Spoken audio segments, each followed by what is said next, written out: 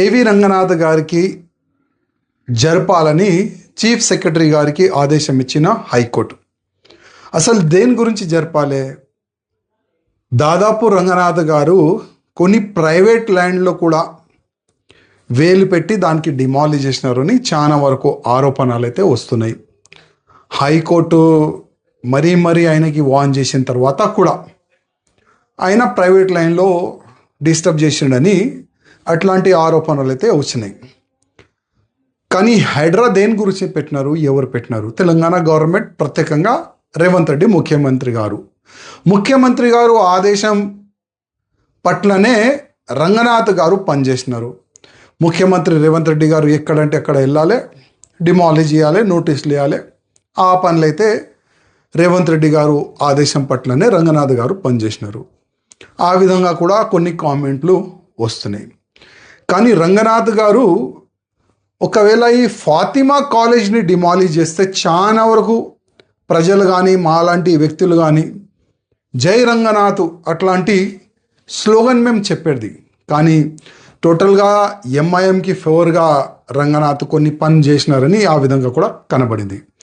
కానీ రంగనాథ్ గారు కొన్ని మంచి పనులు కూడా చేసినారు. 1,10,000 కోట్ల రూపాయలు ప్రభుత్వం ల్యాండ్ని అయినా సేవ్ చేసిండు.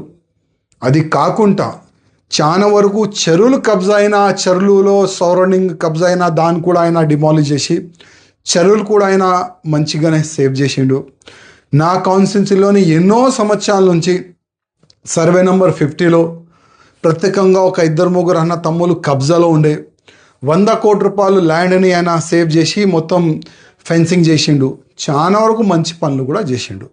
ఇప్పుడు రంగనాథ్ గారికి జరపాలని హైకోర్టు ఆదేశం ఇచ్చినా ఇప్పుడు రేవంత్ రెడ్డి గారు, తెలంగాణ గవర్నమెంట్ రంగనాథ్ గారు ఎంబడి నిలబడుతుందా లేక చేయలేపెడతారా అది ఇప్పుడు చూడాలి.